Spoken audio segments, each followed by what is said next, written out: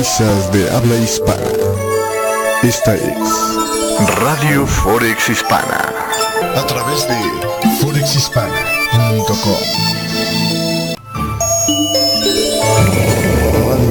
Radio Forex Hispana presenta en vivo y en directo el punto de encuentro, el punto donde tú te sumas. Esto es Punto 9 con Sergio Rocha. Comenzamos.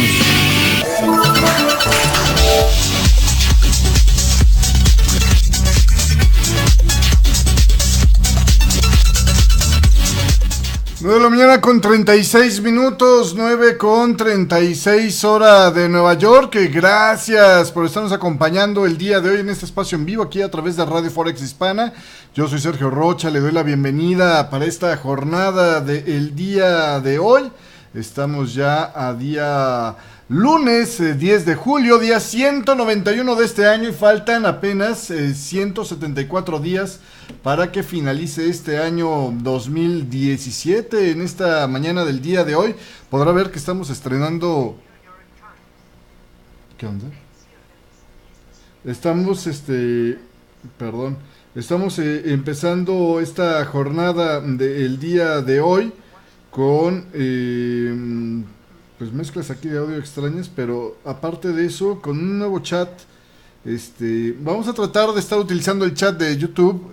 Vamos a probar una semana a ver si funciona, para ver qué tal le parece a usted y si podemos estarlo mecanizando. La verdad es que no tengo idea, entre otras cosas porque creo que el chat cambia de programa en programa, entonces esto nos presenta alguna especie de problema, pero si lo podemos sortear, bueno, pues estaríamos englobando todo con este chat que ve ahorita ahí en la pantalla de YouTube. Y si no le funciona y no sé qué, pues usted escríbame y aquí nos ponemos al corriente con ese tema. Busquemos otras soluciones, como regresar el chat a lo que teníamos antes y que la gente que nos esté viendo por YouTube y quiere escribir en el chat, pues que se meta a la página de nosotros, ¿no? Vamos a ver finalmente cómo funciona. Este es un experimento, así que la gente que normalmente estaba esperándonos en el chat normal de Radio Forex Hispana, pues una disculpa por el día de hoy haberle cambiado la jugada a la mera hora. Oiga, en esta mañana del día de hoy festeja su onomástico Cristóbal. Muchísimas felicidades a los Cristóbales, también a las Rufinas y a las segundas, que ojalá algún día lleguen a ser primeras. No, no es cierto, a las segundas, que cómo se llama, que el día de hoy festejan su onomástico. Muchísimas felicidades. Un día como hoy, dicen 10 de julio, pero del 138 moría el emperador Adriano, murió Adriano, el emperador de Roma Adriano. También un día como hoy, de 1999, murió el Cid Campeador, ¿se acuerda usted? Bueno, un día como hoy, de 1509, nacía el reformador religioso Juan Calvino. Un día como hoy, de 1830, nacía el pintor Camille Pissarro. Y un día como hoy, de 1851, moría el inventor del método fotográfico Louis-Jacques Mandé Daguerre. Ande usted, qué interesante. Un día como hoy, de 1913, también nacía el poeta Salvador Espiru. Pues ahí tiene usted lo que pasaba en un día como hoy. Yo creo que hicimos ya suficiente tiempo para... por cierto, el día de hoy se conmemora el día de The Beatles, donde se celebra el regreso triunfante de la banda británica de rock The Beatles de su gira estadounidense a Liverpool, que se hizo en 1964, precisamente un día 10 de julio. Bueno, pues ahí tiene usted lo que se conmemora en un día como hoy. Oiga, y continuando ya con la información de esta mañana del día de hoy, dentro de los pocos fundamentales que ocurrieron en esta mañana, Alemania exportó, dicen, en mayo, bienes y servicios por un valor de 110.600 millones de euros, lo que supone un aumento del 14.1% interanual y del 1.4% con respecto al mes anterior, según las cifras provisionales difundidas por la Oficina Federal de Estadísticas de Statis.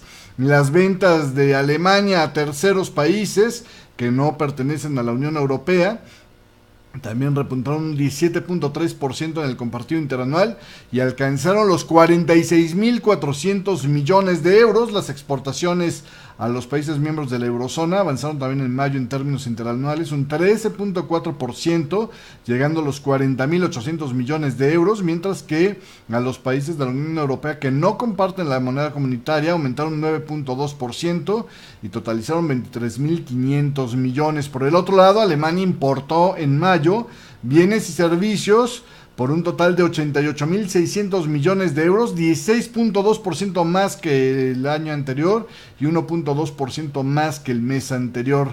La primera economía de Europa acumula así en mayo un superávit comercial de 22.000 millones de euros, por arriba de los 20.700 millones de euros del mismo mes del año pasado, aunque ajustada a efectos estacionales y de calendario, el superávit se sitúa en los 20.300 millones de euros, dicen el día de hoy. Los otros fundamentales de esta jornada, bueno, pues estuvieron dados desde la sesión asiática. Los pedidos de maquinaria en Japón cayeron inesperadamente en mayo debido a la debilidad persistente del sector de servicios, y el gobierno redujo la perspectiva de pedidos por primera vez en 8 meses, lo que plantea dudas sobre la fortaleza de la recuperación económica nipona. Y los datos sugieren que los funcionarios tendrán mucho trabajo en su búsqueda para fomentar el crecimiento sostenible, especialmente si las firmas se siguen mostrando renuentes a invertir, aunque algunos analistas advierten que no hay que extraer demasiadas conclusiones todavía de estas débiles cifras. Los pedidos principales, una serie de datos más volátiles vista como un indicador del gasto de capital para los próximos 6 a 9 meses, bajaron un 3.6% en mayo respecto al mes anterior, dicen los datos de la oficina del gabinete. Esto fue el descenso intermensual más pronunciado desde agosto del 2016 y se quedó corto por mucho con el aumento del 1.7% que estaban esperando los economistas. En abril los pedidos habían ya disminuido un 3.1%. Y bueno, los pedidos principales del sector de servicios también bajaron un 5.1% en su tercer decline mensual consecutivo, dicen el día de hoy. Las órdenes de fábrica aumentaron 1% en mayo respecto al mes anterior, su cuarto avance mensual consecutivo, y el gobierno redujo su evaluación de los pedidos de maquinaria por primera vez desde septiembre del 2016, agregando que pues están paralizando en una señal de preocupación de que las empresas podrían estarse volviendo cautas sobre la inversión. Los pedidos de maquinaria probablemente no serán muy sólidos en los próximos meses, decía un funcionario de la oficina del gabinete nipón. Y bueno, pues esto es lo que decían el día de hoy. En otra información, Japón, dicen, logró un superávit de cuenta corriente de 1.65 billones de yenes, equivalentes a unos 12.723 millones de dólares, lo que supone 5.9% más en el comparativo anualizado, según informó el gobierno de Japón. Las cifras, además, un 15.2% menor que la cosechada en abril. La balanza comercial japonesa tuvo un déficit de 115.100 millones de yenes, y pues esto contrasta con el superávit de 30.800 millones de mayo del 2016. Sin embargo, las exportaciones aumentaron un 12.9% interanual hasta los 5.71 billones de yenes, mientras que a su vez las importaciones crecieron todavía un poco más. Por eso es el ajuste ahí en la balanza, un 15.8% para llegar a los 5.82 billones de yenes, dicen el día de hoy. Y continuando con la información de esta mañana, la inflación de los precios a la producción en China se mantuvo sin cambios en junio y siguió lejos de los altos niveles vistos previamente en el año, en medio de un exceso persistente de la oferta en el sector siderúrgico. El índice de precios al productor de China subió un 5.5% en junio respecto al mismo mes del año anterior, dijo este lunes la Oficina Nacional de Estadísticas. Esta quedó en línea con las previsiones de los analistas y no mostró cambios frente al mes anterior. Los precios de las materias primas en China están experimentando una modesta recuperación gracias, dicen, al fortalecimiento de los valores de los futuros en las últimas semanas, después de haber sufrido un golpe por el enfriamiento más amplio de la actividad económica desde marzo. Los precios al consumidor en China crecieron 1.5% la tasa interanual en junio, en línea también con las expectativas del mercado y la lectura de mayo, dijo la Oficina Nacional de Estadísticas, al seguir bajando los precios de los alimentos que, pues aunque lo están haciendo, bajan a un ritmo más lento. Hay cierta preocupación, dicen, entre que los analistas sobre las presiones que los precios podrían tener, debilitándose durante el resto del año a medida que los fundamentos económicos también se vayan suavizando. El resultado es que, habiendo disminuido en los meses anteriores, las presiones sobre los precios parecen haberse estabilizado en junio, decían en una nota a sus clientes los analistas de la Capital Economics allá en Singapur. Sin embargo, con una desaceleración de la expansión del crédito que probablemente afectará a la actividad económica en los próximos trimestres, pensamos que, aparte de la volatilidad de los precios de los alimentos, la inflación aún tiene que, algún margen para ralentizarse, decían estos analistas. Y bueno, pues así las cosas el día de hoy. Vámonos a un corte comercial, son ya las 9 de la mañana con 46 minutos y después de este corte regresamos con más aquí en vivo a través de Radio Forex Hispana.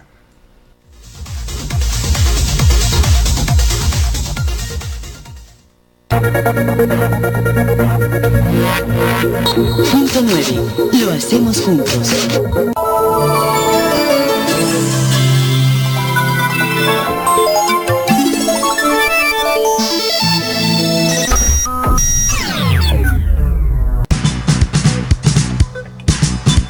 Sigue el pulso de lo que sucede en los mercados, en Punto 9, con noticias y comentarios sobre lo más importante en macroeconomía y divisas, justo cuando abre la bolsa en Nueva York. Soy Sergio Rocha y te espero en Punto 9, de lunes a viernes a las 9:30 de la mañana, hora del este, en vivo, por www.forexhispana.com. En el corazón de la colonia Condesa, transpórtese a una original En el corazón de la colonia Condesa, transpórtese a una original taberna griega, en Agapimu, con 25 años de tradición. Disfrute unos dolmades, una musacá, unas espanakópitas, con un refrescante o uso portacalada. Agapimu, restaurante de comida griega, le espera con ballet parking en Alfonso Reyes 96. Agapimu, con fiesta griega y baile en vivo, desde las 9:45 de la noche los viernes y sábados. Martes, 2x1 en platillos principales. Agapimu, un pedacito de Grecia en la colonia Condesa. Reserve 5286-1384. Por repavimentación, accese desde Campeche, bajando por Cuautla o Cuernavaca. Nuestro ballet parking ahí lo espera. Y continuamos con más aquí en vivo y en directo a través de Radio Forex Hispana. Oiga, Estados Unidos está ocupando cada día más espacios en la exportación mundial del crudo, dicen. Y sobre este tema, déjeme le pongo aquí las cifras del día de hoy. Con cantidades aún pequeñas, pero con una tendencia que representa, dicen, un desafío al poder de la OPEP. Durante 4 décadas los productores americanos tenían prohibido exportar petróleo, pero un cambio impulsado por la administración de Barack Obama en diciembre del 2015 levantó estas restricciones y permitió una progresiva regreso a los mercados. En abril pasado, según los últimos datos disponibles del Departamento de Energía de Estados Unidos, exportaron un promedio de 1 millón de barriles de petróleo frente a los 591,000 barriles colocados fuera del país en el mismo mes del año anterior, del 2016. Esta cantidad es aún muy baja, teniendo en cuenta que el país produce cerca de 9.32 millones de barriles diarios, pero el petróleo ligero que bombea Estados Unidos es muy apreciado fuera de este país y está conquistando mercados tan lejos como en el de China.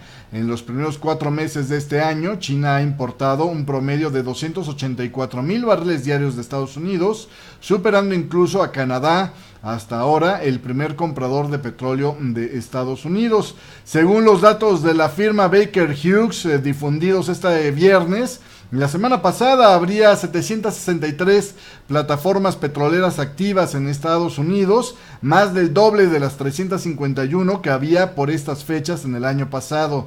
De las últimas 25 semanas, 24 se han saldado con un aumento en la cantidad de plataformas operantes.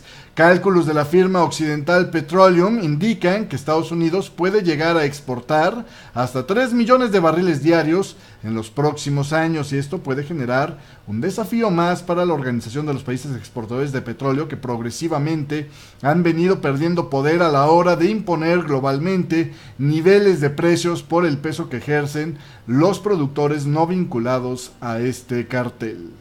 Y en otra información, son algunos de los eventos clave de la semana, los que a continuación les cito. Este martes 11 de julio, Australia publicará datos del sector privado sobre confianza empresarial. El vicegobernador del Banco de Inglaterra, Ben Broadbent, también comparecerá en un acto en Escocia, y en Canadá publicarán los datos sobre promociones de vivienda. En Estados Unidos, el gobernador de la Reserva Federal, Lael Brainard, la gobernadora más bien, ¿no? Lael Brainard comparecerá en un acto en Nueva York. Para este miércoles 12 de julio, en el Reino Unido, se publicará el informe mensual sobre el empleo, y en el Banco de Canadá anunciarán los tipos de interés de referencia y declaraciones sobre la política monetaria, donde se espera describan las condiciones y los factores económicos que inciden en su decisión. Al anuncio le seguirá una rueda de prensa. Y también el miércoles iniciará la ronda de 2 días de la presidenta de la Reserva Federal, Janet Yellen, que comparecerá para explicar su informe de política monetaria ante el Comité de Servicios Financieros. Más bien es el informe del estado de la economía de Estados Unidos frente a la Cámara de Servicios Financieros allá en Washington. El jueves 13, China publicará datos sobre su balanza comercial, y en Estados Unidos publicarán datos sobre precios al consumo y solicitudes de subsidio por desempleo. Además, Janet Yellen pues comparecerá frente al Senado para explicar precisamente el estado de la economía allá en los Estados Unidos.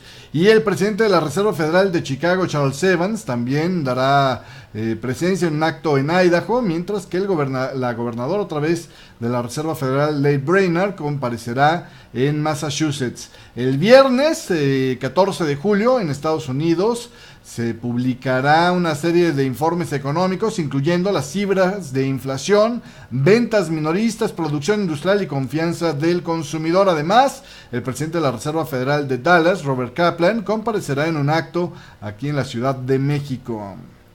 Y pasando a otra información, fíjese usted lo que declaraba el día de hoy Peter Pratt. Dice: la economía de la eurozona aún necesita un largo periodo de política monetaria expansiva, y el cambio de mensaje que indujo al mercado una ola de ventas del dólar la semana pasada fue meramente una matización para reflejar de mejor forma el crecimiento económico, decía Peter Pratt, que es jefe economista del Banco Central Europeo. El banco aún necesita ser paciente y persistente con el estímulo, debido a que la inflación está lejos, según él, de regresar a la meta del 2% objetivo del Banco Central. Esto en declaraciones al diario belga de Standard, posiblemente esperando moderar así las expectativas de un inminente cambio en la política monetaria del Banco Central. Hay que recordar que el presidente del Banco Central, Mario Draghi, remeció a los mercados la semana pasada cuando dijo que un mejor crecimiento en sí mismo brindaría un mayor soporte, lo que permitiría al Banco Central Europeo limitar su estímulo para mantener prácticamente sin cambios las condiciones expansivas. El mensaje fue visto como una señal de que el Banco Central Europeo podría anunciar tan pronto como en septiembre una reducción de sus compras de activos, que ya se han extendido durante 2 años, con el objeto de reactivar el gasto, el crecimiento y eventualmente la inflación. Lo veo más como una evolución en nuestras comunicaciones, decía Peter Pratt, pues agregando que el tono fue más bien de optimista sobre la evolución de la economía. Bueno, pues así las cosas el día de hoy. Vámonos a un corte comercial y regresamos enseguida con más información aquí en esto que es Punto 9. No se me vaya.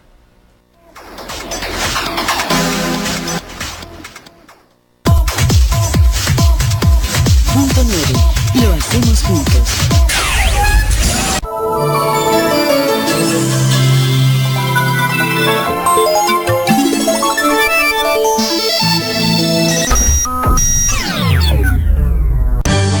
Lo que mueve a los mercados son las reacciones de los humanos a los estímulos que el mundo les presenta. Desde finales de la Gran Recesión, Nelson Elliott identificó estos comportamientos como un grupo de patrones identificables y cuantificables. Aprenda a reconocer estos patrones y obtenga la clave para identificar los puntos críticos para desarrollar nuevas tendencias. Tome hoy el curso de Ondas de Elliott de 7 pasos. Entre a www.ondaselliott.com y aumente sus probabilidades de éxito. www.ondaselliott.com. Nota importante: Elliott se escribe con doble L y doble T. No es posible detener el tiempo. Hasta aquí con...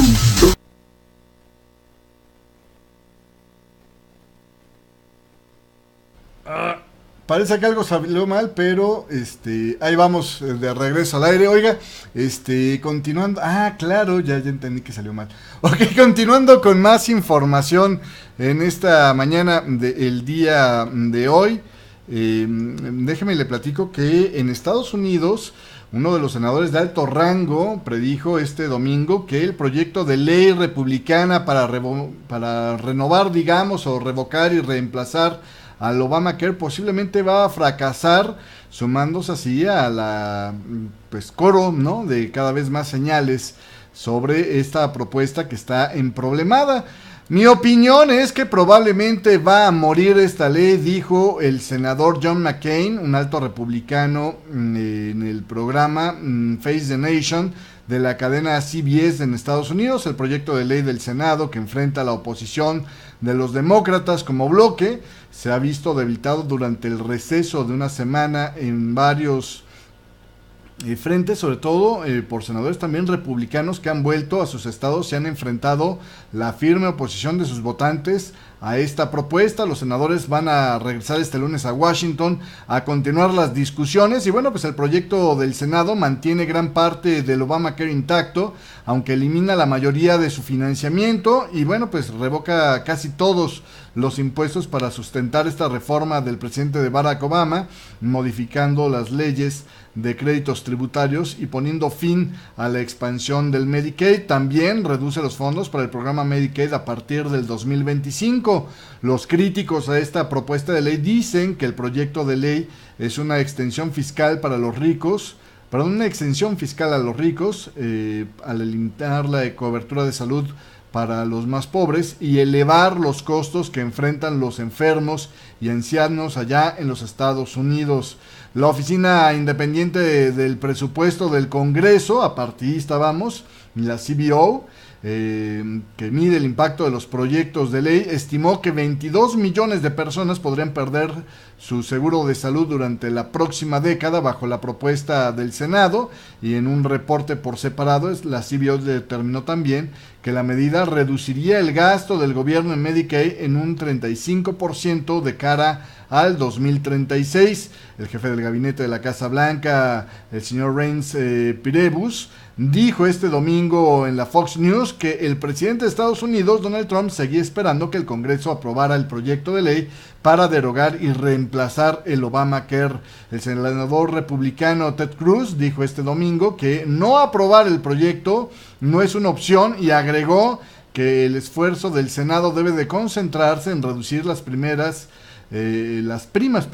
Destacó una enmienda que se presentó y que está siendo evaluada por la CBO todavía. Bueno, pues ahí tiene usted lo que dicen. Lo que pasa es que antes del periodo de vacaciones por el feriado del 4 de julio, querían pasar esta ley. Salió el informe, digamos, negativo de la Oficina de Presupuestos, ¿no?, de la CBO, y decía, pues sabes que va a estar de este tamaño el impacto, y no gustó mucho entre los mismos republicanos, y entonces la idea era volver a presentar pasado este receso, que arranca otra vez este lunes, si no me equivoco, la propuesta, digamos, enmendada, pero todavía falta que la CBO revise estas enmiendas para ver qué tanto modifican el impacto de esta ley.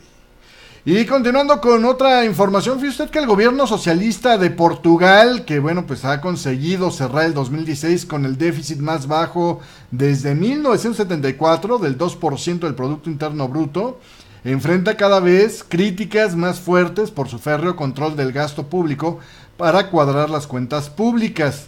Partidos de todo el espectro político cuestionan ahora en qué áreas se congelaron los fondos en 2016 a través de las llamadas herramientas que permiten reservar parte del presupuesto de los ministerios y ayudar al gobierno a gestionar su déficit. Esos fondos son utilizados solamente a lo largo del año si el ministro de Finanzas lo autoriza. Y bueno, pues Mario Centeno, que es el que ocupa este puesto en 2016, logró que alcanzara un récord de 942.7 millones de euros, la reserva más alta desde al menos 2004. Primer ejercicio del que la cuenta general del Estado ofrece datos. Ni siquiera durante los años de la Troika de 2011 a 2014 se habían registrado valores semejantes. Y bueno, pues el que más se acercaba era en 2008, cuando el gobierno también socialista de José Sócrates reservó 822.9 millones. De estos 950 casi millones de euros permitieron reducir el déficit en medio punto porcentual. De hecho, el Ejecutivo utilizó estas reservas como argumento cuando la Comisión Europea estuvo a punto de sancionarle a Portugal por su excesivo déficit y le pidió medidas adicionales. La elevada cifra ha marcado el debate político durante toda la semana, especialmente en la intervención de Centeno en la Comisión de Finanzas del Parlamento, donde fue cuestionado sobre qué servicios públicos se han visto afectados por la congelación de fondos. Los recientes sucesos registrados en Portugal pues obviamente no han ayudado al gobierno en su defensa por el control del gasto. El Ejecutivo ha sido muy cuestionado a raíz del trágico incendio de Pedrogao Grande, que dejó 64 muertos, especialmente después de que se detectaran fallos en el sistema de comunicaciones que coordina las fuerzas de seguridad y de rescate en el país.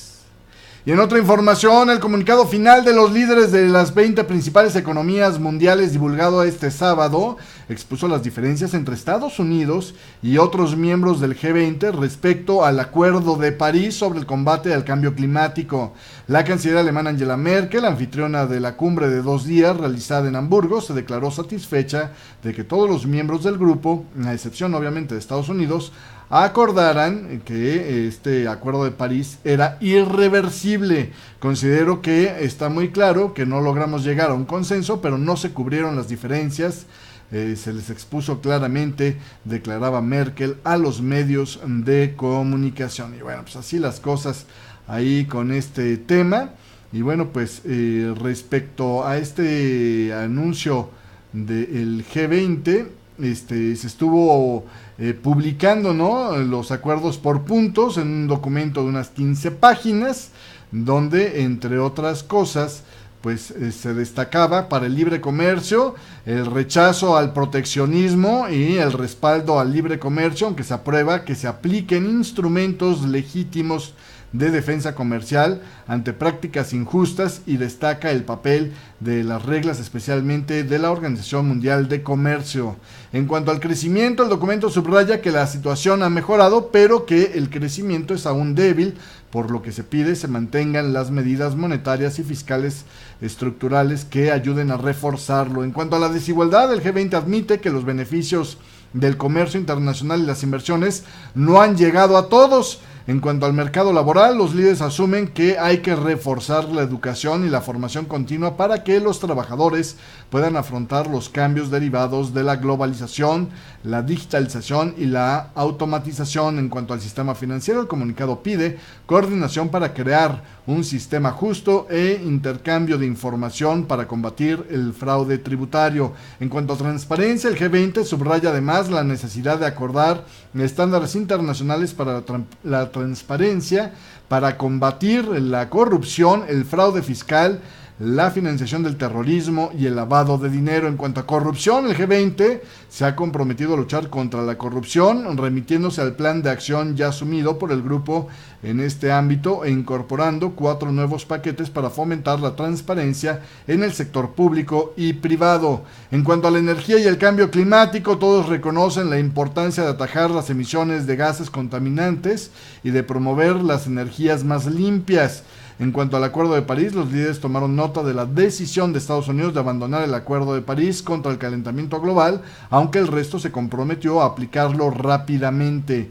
En cuanto a la sanidad, el G20 constata la necesidad de reforzar los sistemas sanitarios a escala mundial y reconoce la necesidad de mejorar los mecanismos de prevención y reacción en crisis o emergencias sanitarias. Bueno, en cuanto al desarrollo sostenible, los líderes dicen que se reafirman en el objetivo de desarrollo sostenible para el 2030 y llaman a los países a asumir su responsabilidad compartida en la lucha contra la pobreza extrema, la creación de empleo y en la lucha por la creación del empleo y la igualdad de género.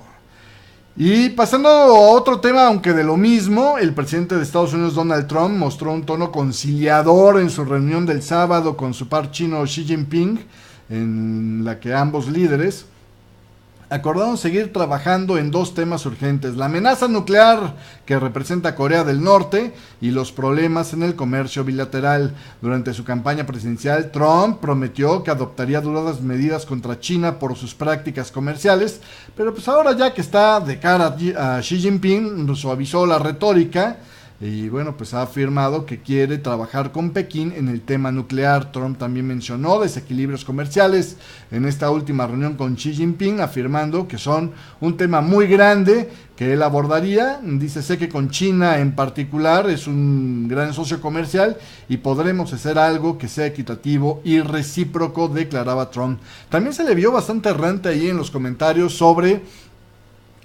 algo que fue muy criticado en Estados Unidos, que era la formación, ¿no?, de una especie como de consejo o de panel para la ciberseguridad, ¿no?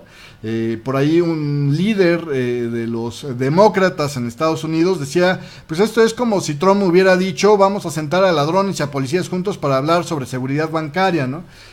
Hablando de que, bueno, pues era una especie como de concesión a Rusia el tocar este tema, sobre todo pues después de tener una investigación que pues parece señalar que sí, Rusia intervino de facto en las elecciones allá en Estados Unidos, y pues este senador decía que los demócratas pugnarían por generarle más digamos castigos, ¿no?, o más imponerle más sanciones a Rusia por esta intervención en las elecciones de Estados Unidos, porque si no, decía él, pues era como dejar la puerta abierta a que siga interviniendo en las próximas elecciones en los Estados Unidos. Bueno, pues así se vieron las cosas. Los demócratas llegaron a decir, inclusive en los medios de comunicación, que esta era la peor participación de un presidente americano en una cumbre del Grupo de los 20. Continuando con otra información, ya para terminar le cuento: el secretario de Estado de Estados Unidos, Rex Tillerson, fue galardonado este domingo en el Congreso Mundial del Petróleo, que durará hasta el próximo jueves allá en Estambul, y estará reuniendo a los grandes responsables de la industria del petróleo del planeta. Tillerson, que hasta su nombramiento como jefe de la diplomacia del gobierno de Donald Trump presidía al gigante petrolero ExxonMobil, recibió el premio Dearhurst, otorgado desde 1991 por el Consejo Mundial del Petróleo. En su página de internet, este consejo explicó que con el galardón reconoce el liderazgo excepcional de Tillerson al frente de la mayor compañía privada de petróleo y gas del mundo en los últimos 10 años. Según los datos del Congreso, unos 5,000 delegados, entre ellos 50 ministros y 500 máximos directivos de empresas, participan en este foro que, pues en su edición número 22, ofrece este año 650 conferenciantes en más de un centenar de sesiones.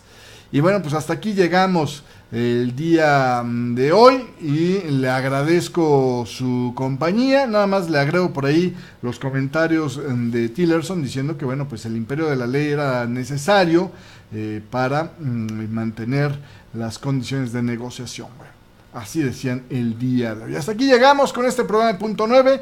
Gracias por la compañía. Si tiene alguna propuesta de tema, hágamela llegar pues por Skype o por correo electrónico. Yo la checo en un ratito más, porque probablemente este chat se cierre ya al final, que por cierto pues no tuvo mucho auge en el primer día, no tuvo nada, pero bueno, vamos a seguir probando esta semana a ver qué pasa. En la página de Radio Forex Hispana vamos a tener ya el chat listo antes de la emisión para que usted le dé reload a la página de Forex Hispana y pueda participar en el chat si gusta. Y nos vemos por aquí el día de mañana. Pásela bonito. Si tiene alguna sugerencia de tema, hacemos charla el día de hoy. Si no, bueno, pues nos veremos hasta el día de mañana en el espacio de Forex con Café alrededor de las 4 de la mañana hora de Nueva York, y después el análisis diario de precios intradiarios del mercado de divisas. Gracias, nos vemos, pásela bonito, chao. No es posible detener el tiempo. Hasta aquí con Punto 9, conducido por Sergio Rocha. Gracias. Radio Forex Hispana presentó